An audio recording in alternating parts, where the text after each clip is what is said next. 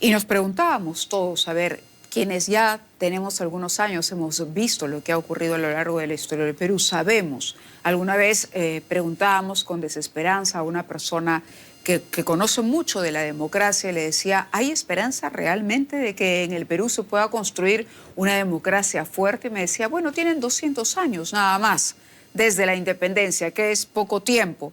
Optimista, una mirada optimista, pero quienes estamos acá día a día cubriendo esto, estamos realmente preocupados. Crecemos a la mitad de lo que deberíamos crecer.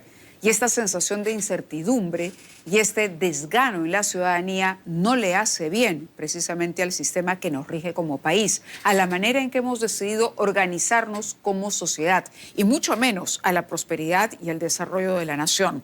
José Luis Gregurevich, director ejecutivo de Proética, está con nosotros. Y la pregunta es, ustedes que se dedican realmente al estudio, a la comparación, al análisis de estos hechos, ¿qué alternativa podemos empezar a trabajar como país, como democracia, ya no viéndonos a nosotros mismos como una democracia inmadura o imposible, sino realmente hacer un ejercicio de desprendimiento en aras de que esto no se repita en los próximos 5 años? Mávila, buenas noches. Luis, gracias por estar con nosotros. Sí, estaba escuchándote porque creo que es bien importante pensar en cómo hacer que esto nunca vuelva a pasar, ¿no? Para no tener que estar condenados siempre a repetir las mismas historias. Y estaba además escuchando el pronunciamiento de la CONFIEP, que me parece bien interesante, ¿no? Porque creo que aquí hay que ser muy claro, muy firme, y nunca ser liviano con la corrupción ni con lo incorrecto, porque no sea el tiempo político adecuado, ¿no? Exacto, yo creo que eso como ciudadanos tenemos que estar convencidos.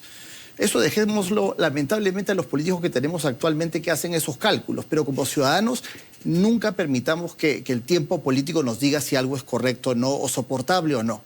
Pero eso no quiere decir que pues romanticemos la ingobernabilidad, o sea, que estemos promoviendo espacios ingobernables. Si es que el señor Gerí tiene que irse, y si esa es la sanción política que el Congreso le va a dar, lo que tenemos que asegurar es que el país no se caiga, que el país no se paralice, que los servicios más críticos, digamos, no se detengan. Entonces, sí hay una responsabilidad de cómo construimos un Estado que, más allá de estas contiendas políticas, no pare, ¿no? Y que sea completamente firme, lo que dice un poco el comunicado, a esclarecer los hechos y a que haya sanción rápida, porque si no la sensación de impunidad otra vez vuelve. Entonces no le pasa nada a nadie. Exacto. ¿Verdad? Que es finalmente, creo yo, el gran rezago que nos deja la corrupción y lo incorrecto. Es no solo que suceda lo incorrecto, sino que no pase nada por hacerlo. Eso es lo que yo siento, que inclusive en la voz del presidente Gerí el día de ayer, cuando revelaba estos hechos, por ejemplo, de que había contratado personas y les pagaba de su propio bolsillo, por ejemplo, y él decía, pero eso no es ilegal, decía, ¿no?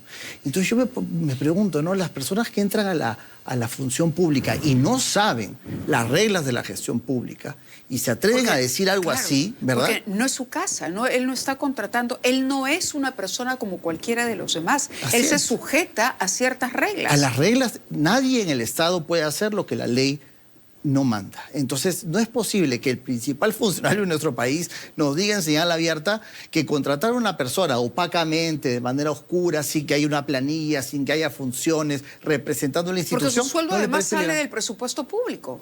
Además, usando bienes del Estado, usando una computadora, un espacio, ¿no?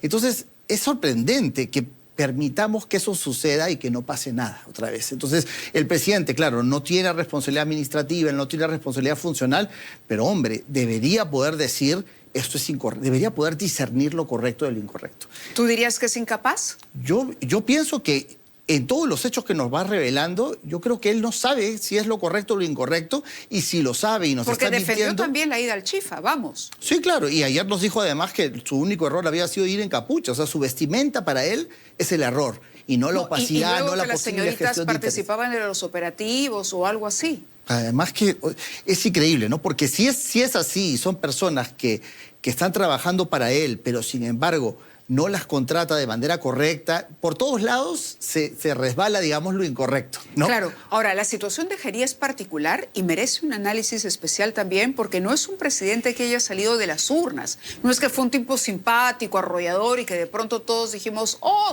¿no? vamos, si caímos engatusados y lo colocamos ahí, que es el error que uno asume como ciudadano. En este caso, las fuerzas políticas lo pusieron, aquellos que estaban en el Congreso, los que hoy reclaman que la estabilidad, los que mantuvieron a Dina Boluarte en aras de la estabilidad. Entonces, ¿qué papel está desempeñando el Congreso? Claro, porque el rol de control político en realidad es ese, ¿no? Es el de escudar, el de no escudar, digamos, a una autoridad que es incorrecto y ilegal a todas justas. No hubo con Dina Boluarte, y ahora el argumento para mantenerlo también es que yo sepa no se ha convocado o no sé si logrará la Comisión de Fiscalización finalmente poder convertirse en una comisión con atribuciones para investigar, no una comisión investigadora. De repente ni se las dan, no lo obtienen desde la Comisión de Ética. Es decir, todo está... Todo está mal hecho, sí, ¿no? Porque además hechos flagrantes, porque estamos viendo videos, estamos viendo revelaciones. Pero te das cuenta que la ¿no? ciudadanía prefiere no ver y continuar en lo suyo porque se amarga la vida, dice. Y escuchaba esta encuesta que dice que hay una gran cantidad de gente que sí sabe que el presidente o sospecha que el presidente ha cometido corrupción, pero es muy poca la gente que está de acuerdo en que se vaya, ¿no? Sí. Entonces, otra vez, es esta naturalización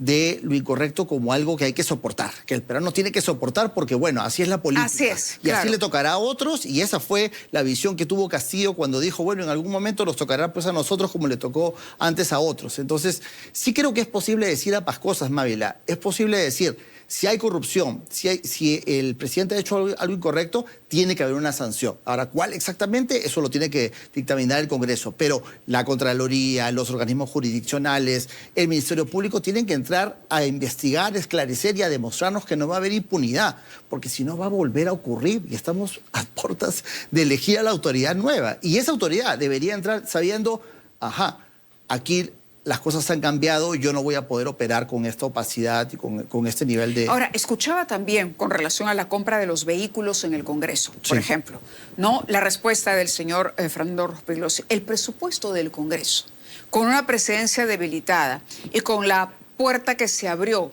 ¿no? Y además esto de que ellos son los que deciden su presupuesto totalmente, Así es. ¿no?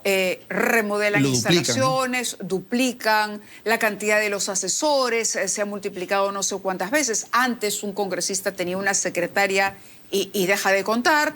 Hoy se dice que para fortalecer el trabajo parlamentario se requiere de más, y renuevan y renuevan y renuevan y contratan y contratan y contratan. Está convirtiéndose en una suerte de monstruo. Botín, además, ¿no? Claro, botín, es decir, quiero entrar al Congreso para ganar bien. Obvio, y para meter a mis amigos y a mis amigas y a quien yo conocía, Y ¿no? hasta se negocia un puesto en el Congreso, es decir, me das 10% y te hago entrar a mi despacho, mucho sueldo.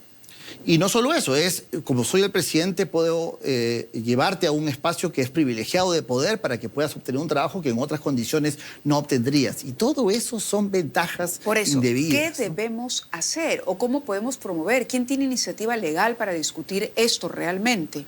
O sea, yo creo que es hora, y creo que esa es una agenda importante de lograr, es que necesitamos que haya una autoridad anticorrupción, de integridad, de transparencia, que sea autónoma de todos estos poderes que hoy nos gobiernan, ¿no? Tiene que haber una autoridad que tenga una opinión. Público. Sí, no, que sea autónoma. Por eso digo, que sea un organismo autónomo que pueda tener el poder vinculante de decir, aquí algo anda mal, presidente, pero usted no tiene el poder de sacarme a mí por decir lo que voy a decir. Esa autoridad no la tenemos, Mávila, porque todos los que tenemos están dentro. No, porque eso es una lectura, digamos, constitucional de los hechos, pero no es quien vigila el riesgo de corrupción de un funcionario. ¿La Defensoría del Pueblo no cumple ese rol? De alertar, sí, pero no de tener una opinión más vinculante en el ejercicio de lo incorrecto, de llamar a la Contraloría, de llamar a los actores que permitan exigir que estos actos se esclarezcan. Eso no tenemos hoy. Tenemos direcciones pequeñas dentro de ministerios o de la PCM y necesitamos una autoridad más fuerte, que incluso tenga, ojalá, una comisión de alto nivel anticorrupción, la CAN que teníamos o que tenemos, digamos, pero que necesita tener un espacio donde esté el empresariado, la sociedad civil, la prensa, ¿no? O sea, la sociedad representada mirando esto. Porque otra vez, si no somos ciudadanos independientes, ¿El organizaciones... acuerdo en qué ha quedado, el acuerdo nacional? El acuerdo nacional, digamos, también es un espacio que intenta ahora reflotarse en el espacio político electoral, pero que no ha logrado tener mecanismos que exijan a las autoridades cumplir lo que ahí se acuerda, porque el acuerdo tiene que tener un mecanismo, claro, digamos, de ahora selección. Es el poder y es el Estado como botín. ¿Qué pasa si sale un presidente y no tiene una bancada que lo pueda sostener? Esto se va a repetir porque, digamos, la angurria por el poder y por la posibilidad de las decisiones que se toman a conveniencia, la gente siente que todos aquellos que hoy dicen yo quiero que el Perú sea mejor, que no hay vocación de servicio, correcto, que lo que hay así es angurria de poder y de dinero. La aspiración ya no es servir. De agarrar un trozo del presupuesto público y utilizarlo. De enriquecerse a costa del Estado. Porque es posible, porque se ve permanentemente que a nadie le pasa algo por hacer lo incorrecto. Entonces, efectivamente, estamos nosotros mismos atrayendo a lo peor de nuestros ciudadanos, digamos, al poder político, que es donde deberían estar los mejores, ¿no? Sin duda. Entonces, sí creo que ahí hay que lograr, además, Mávila, que cada vez más haya en los puestos críticos del Estado los mejores, los más idóneos, los que hayan pasado por un concurso público. A los que podamos mirar, observar y decir, ok, así lo hicieron, entonces ¿podríamos por ahí tratar de proponer algo similar? Yo creo que en América del Sur, creo que Colombia, Uruguay, ¿no? Chile, por ejemplo, son países que han logrado formalizar mecanismos donde hay escrutinio público, transparencia, reflectores prendidos para que cualquier autoridad que quiera salirse de la ley, pues necesita 30 argumentos que tiene que enfrentar. Creo que la vigilancia ciudadana es muy importante, pero necesita tener mecanismos mucho más fuertes, que hoy no los tenemos porque tenemos sociedad civil muy debilitada, perseguida en gran caso por lo que pasó con la modificatoria de la regulación de APSI, por ejemplo, ¿no? Entonces, sí necesitamos una vigilancia ciudadana mucho más fuerte y necesitamos exigir rendición de cuentas del poder político, que es lo que vemos que no existe. O nos cuentan algo y lamentablemente no tenemos ninguna figura para responsabilizarlos, ¿no? Entonces, sí creo que hay que pensar ahora más que nunca en cómo los candidatos nos empiezan a hablar de cuáles son sus propuestas anticorrupción, Mávila. No estamos hablando de eso, estamos hablando todo el día, digamos, de estos líos entre políticos y entre poderes, y estamos hablando de medidas contra la inseguridad, pero no estamos hablando de medidas para la integridad del país. De acuerdo, yo te agradezco, José Luis, que hayas estado con nosotros. Vamos a ver, yo creo que es importante realmente reparar, o sea, descansar unos minutos, ¿no? Abrir un espacio de paréntesis para pensar. Sí. Porque uno dice, la máquina sigue caminando sola, pero créannos que no es así. En este momento hay precios de metales muy altos, hay situaciones que nos están permitiendo crecer. Nos dicen que somos la maravilla, no somos necesariamente la maravilla porque el potencial de crecimiento del país realmente está al doble. Y eso significa el doble de posibilidad de trabajo para todos, el doble de bienestar, de prosperidad. Y por lo tanto, en algún momento, esos vientos favorables que empujan la inercia en base a un modelo que más o menos se ha defendido, pueden de pronto acabar. Y ahí entonces la falta de institucionalidad, digamos, y la falta de un liderazgo sólido y responsable y honesto sobre todo del país, nos va a pasar la factura. Podríamos estar, como no, incubando una crisis de otras dimensiones. Así que atención a eso. Muchas gracias por estar con nosotros. Vamos a los resultados del